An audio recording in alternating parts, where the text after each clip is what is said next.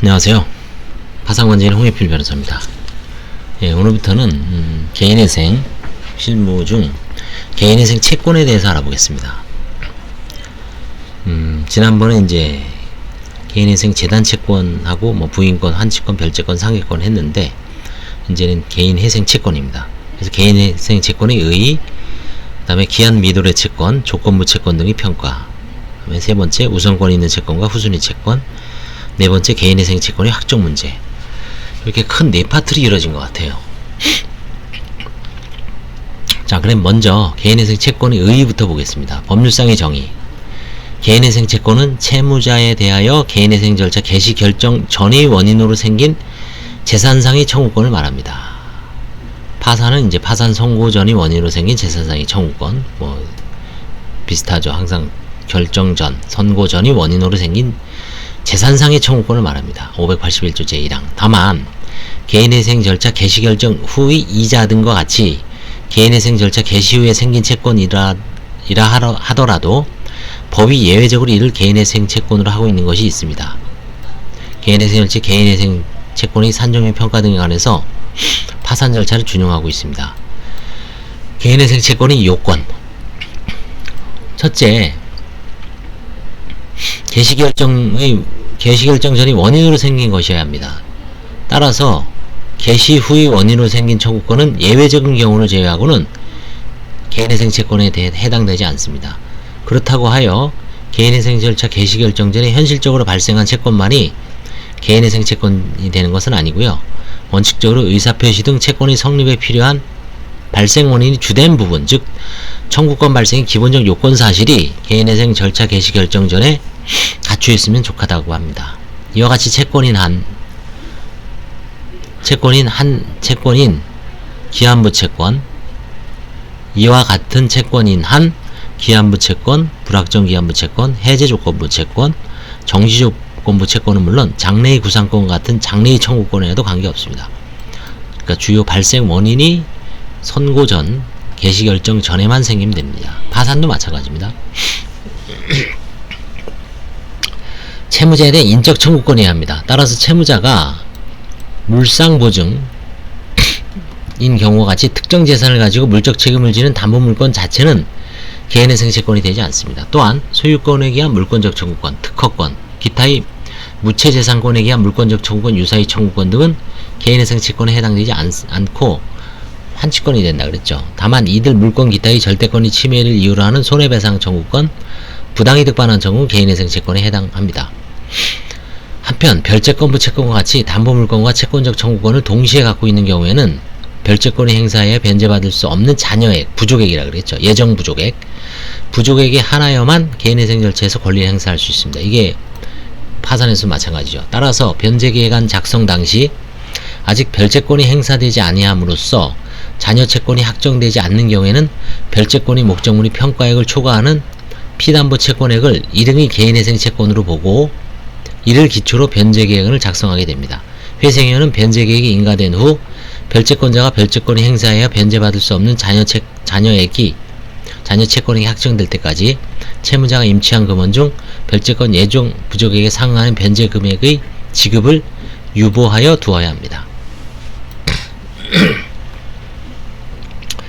유보해 뒀다가 실제 별채권으로 100% 다 받아가면 이 돈은 기존 채권자들한테 다시 변제를 해주고요. 만약에 못 받은 게 있으면 이걸 변제하고 끝내는 거죠. 세 번째, 재산상 청구권이어야 합니다. 개인회생 채권은 채무자의 일반 재산으로부터 만족을 얻을 수 있는 청구권으로 금전 채권 또는 금전으로 평가할 수 있는 채권이어야 합니다. 따라서 이혼 청구권이나 파양 청구권 등과 같은 순수한 친족법상의 청구권, 사용자의 근로제공 청구권, 비대체적 자기 및 부자기 청구권 등은 이에 해당하지 않습니다. 다만 그러한 권리에 의하여 개인회생 절차 개시 결정 전에 채무자에게 재산적 급부를 요구할 수 있는 권리로 구체화된 것은 개인회생 채권이 됩니다. 대표적인 게 파산에서도 우리 배웠죠. 뭐 누구를 만나 의무위반일 때 간접강제 하잖아요. 뭐 예를 들어서 요즘 상간소송하면 배우자와 만나지 않고, 만약 만나지 않고 카톡도 안하고 문자 메시지도 안하고 SNS도 안하고 만약 1회 적발시 해당 100만원을 지급한다. 그래놓고 이제 조정이 마감됐어. 근데 계속 그 여자하고 상대방 여자하고 이제 뭔가 이렇게 교신하는 게 적발이 됐을 때 그 배우자 입장에서는 이제 만약에 오해 위반했다. 그럼 500만원이죠. 그럼 500만원도 만약에 그 개인회생 전에 일어났으면 개시결정 전이라서 개인회생 채권이 된다는 얘기입니다. 가장 이해하기 쉬운 게 간접강제 얘기한 그 금전배상, 그걸 생각하면 됩니다. 개인회생 채권의 전형적인 예로는 개인회생 절차 개시결정 전에 채무자가 생활비를 마련하기 위하여 금융기관 등으로부터 금원을 차용한 경우 금융기관 등이 채무자에 대해 갖는 대여금 채권이겠죠.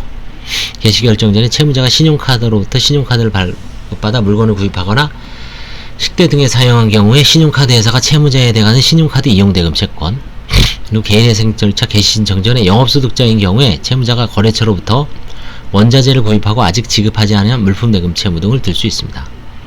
한편 쌍방 미이행 쌍무계약의 경우에 개인회생 절차는 회생 절차에서의 법 119조 제1항과 같은 채무자의 선택권을 인정하는 조항을 두고 있지 않습니다. 파산 절차에서도 선택권을 두고 있죠. 이행을 할 수 있고 해제를 할 수 있고. 따라서 쌍무계약에 관하여 개인회생 절차 개시 당시에 채무자와 상대방이 아직 그 이행을 완료하지 않은 경우에 있어서 계약의 해제 또는 해지는 민법의 일반 이론에 의하여 해결될 수밖에 없을 것이다. 그래서 민법의 일반 원칙, 마찬가지로 이것도 거의 해지하면은 개인회생 채권이 되죠. 그 다음에 세 번째, 개인회생 절차 개시 후에 생기는 개인회생 채권이 어떤 게 있을까요? 개인회생 절차 개시 후에 생긴 채권이라 하더라도 예외적으로 개인회생 채권인 것이 있습니다. 개인회생 채권에 관하여 준용되는 법 446조에 열거된 채권으로 개인회생 절차 개시 결정 후의 이자, 개인회생 절차 개시 결정 후의 불이행으로 인한 손해배상액 및 위약금, 개인회생 절차 참가 비용, 벌금, 과료, 형사소송 비용, 추징금 및 과태료 등이 해당하고 모두 후순위 개인회생 채권입니다. 다만 개인회생 절차 개시 후에 생기는 개인회생 채권은 법 579조의 신청권자의 작용요건을 판단하는 채무액의 범위에는 포함되지 아니합니다. 이걸 주의해야 됩니다. 대표적인 게 그쵸, 이게 뭐 개시결정 후니까 판단하기가 좀 힘들죠. 불가능하죠. 벌금, 과료, 형사소송 및 추징금 및 과태료. 파산에서도 이건 전부 후순위 채권으로 돼 있죠. 후순위 채권. 자, 그 다음에 문제가 되는 경우는 어떤 게 있을까요? 약관대출. 대법원 전학 판결에 의하면 보험 약관대출 경제적 실질은 보험회사가 장차 지급해야 할 보험금이나 해약한금을 미리 지급하는 선급금이라 그랬죠. 어제도. 약관에서 비록 대출이라는 용어를 사용하고 있더라도 일반적인 대출과는 달리 소비대차로서의 법적 성격을 가지는 것이 아닙니다. 이건 선급금에 불과합니다. 나중에 보험사고가 터졌을 때 해약한금, 약관대출금, 약관대출금이라고 하니까 좀 자꾸 헷갈리죠. 약관 선급금을 공제하고 나머지 금원만 만약에 뭐 800만원을 약관 대출로 받았다. 근데 보험사고가 나서 5천만원 지급해야 되겠다. 800을 빼고 4,200만원만 지급하는 겁니다. 따라서 약관대출은 파산채권도 아니고 개인회생 채권도 아닙니다. 채무자가 약관대출을 개인회생 채권자 목록에 포함시켰다면 보정권고나 보정명을 통하여 채무자로 하여금 개인회생 채권자 목록에서 삭제토록 하여야 합니다. 이거는 파산에서도 마찬가지입니다. 하여튼 약관대출은 대출이 아니다. 선급금이다.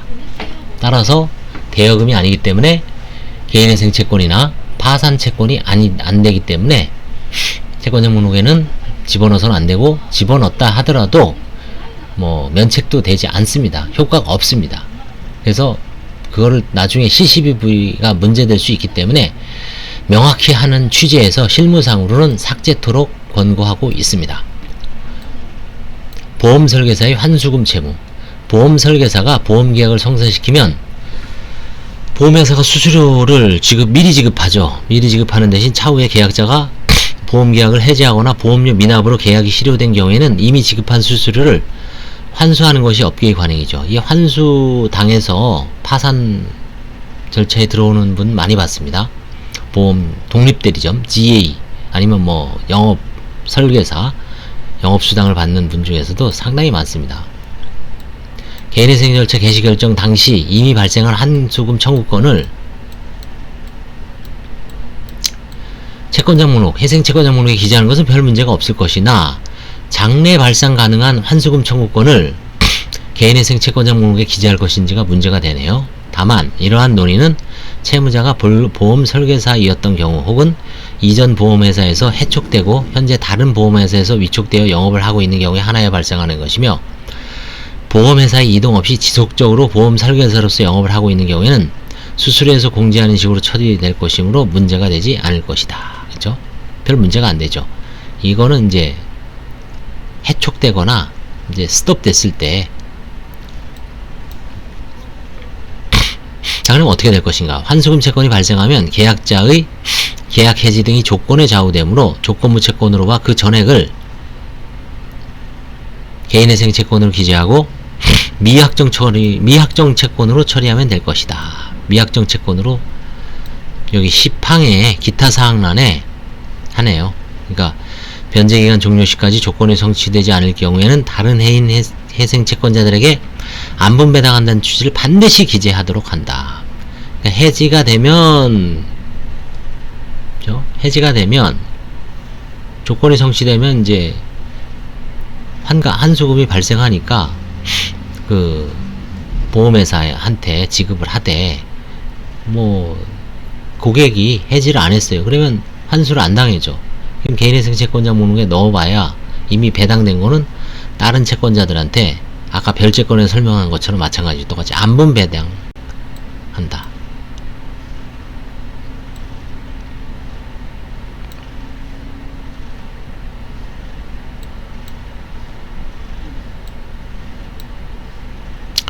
이 경우 미확정 채권으로 유보할 금액은 개인회생 절차 개시 결정 당시 평가한 계약저별로 발생 가능한 환수금이 총액이라고 할 것이다. 야, 이거 상당히 이런 사건이 있으면 어렵겠네요. 이거는 개인 파산에서는 이런 거 사실 생각도 못 해봤는데, 이 개인회생이 쟁점이 많죠. 어려운 점이 하나하나 들여다보면 다 비면책 채권만을 개인회생 채권으로 하는 개인회생 절차 개시 신청, 이것 저도 한번 상담을 받아봤는데 이게 가능할까요? 채무자가 고의로 가한 불법행위나 손해배상 청구권, 채무자가 중대한 과실로 타인의 생명 또는 신체를 침해한 불법행위로 인해 발생한 손해배상 청구권 등의 비면책 채권만을 개인회생 채권으로 하여 개인회생 절차 개시 신청을 한 경우에 변제 계획에 따른 변제를 완료하더라도 면책을 받을 수 없기 때문에 개인회생 절차를 이용할 실익이 없다는 이유로 개인회생 절차를 진행하지 말아야 한다는 견해가 있을 수도 있으나, 저는 이렇게 설명해 줬는데 또 다른 견해가 있나요?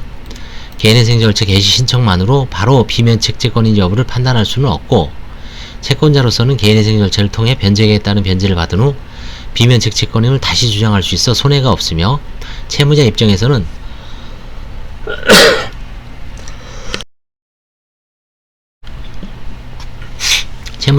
개인회생 절차가 진행되는 동안만이라도 생활의 안정을 기할 수 있는 이익이 있으므로 개인회생 절차를 진행하는데 아무런 문제가 없다고 할 것이다. 참, 뭐 가능은 하군요. 제가 뭐 완전히 잘못된 상담은 아니지만 이런 식으로도 할 수 있군요. 근데 뭐 그렇지만 근본적으로 해결이 안 된 거죠. 그분은 아마 이제 제가 한 거는 고의한 불법행위입니다. 사기 대출로 한 9천 정도. 그러니까 면책은 받았어요. 전체적으로 다. 다른 채무는. 근데 그 채무는 뭐 면책 비면책이 아직은 모르지만 본인이 잘 알고 있습니다. 왜? 깜빵에 갔다 왔거든요. 실형을 한 1년인가 8개월 살아올고, 당연히 그거는 이제 법정 비면책 채권에 1응 해당되죠. 그럼 그 금융기관에서 가만히 두겠어요?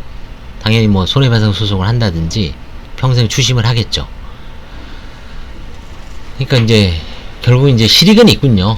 일단 당장 변제 계획을 이제 한 3년에서 5년 정도 그 채권 압류 및 추심에 시달리는 거는 좀 거기서는 벗어날 수 있죠. 그래서 평생 계속 분할 변제하는 효과는 있겠네요.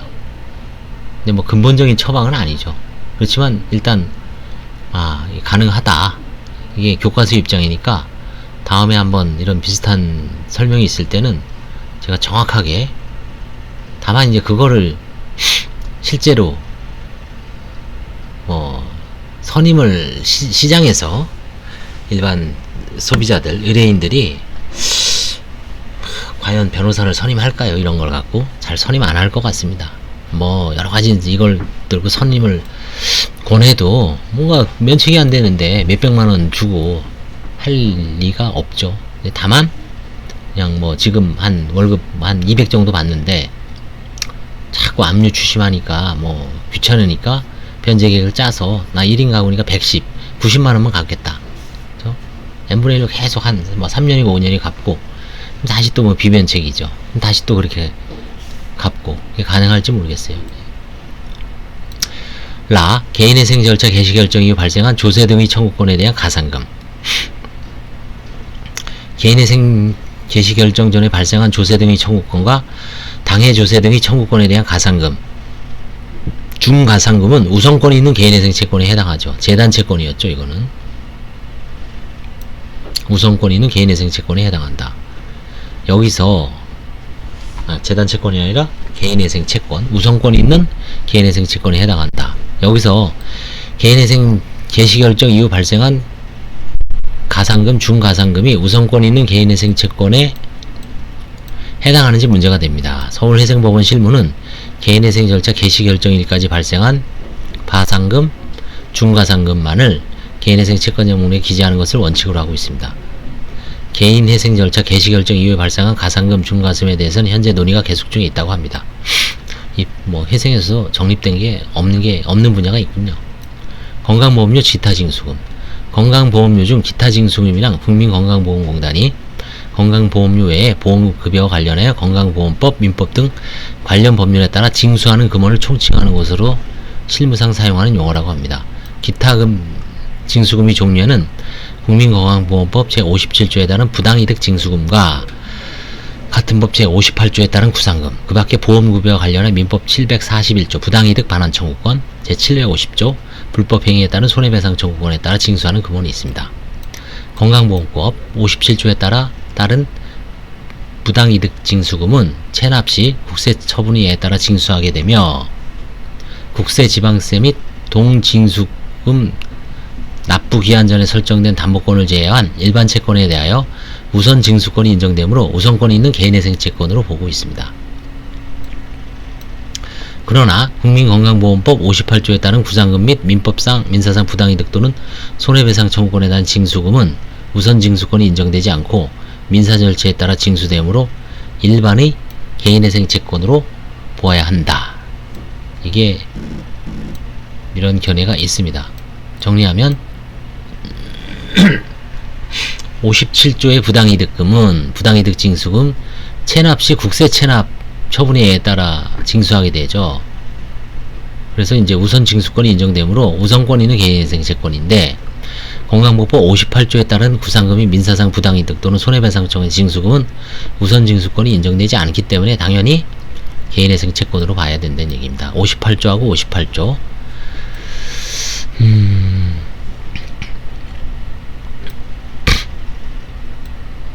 이것 때문에 제가 파산 들어온 의사분 봤는데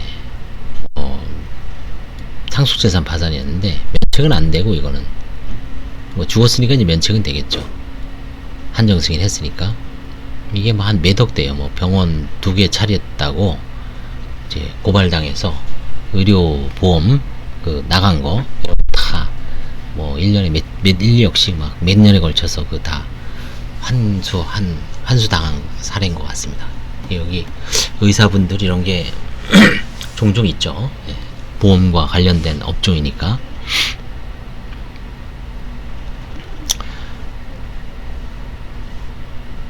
자, 그래서 오늘은 개인회생 채권의 의의에 대해서만까지 보고 이 취급에 대해서는 다음 시간에 한번 자세하게 또 보죠. 좀 끊어서 조금씩 나가겠습니다. 감사합니다.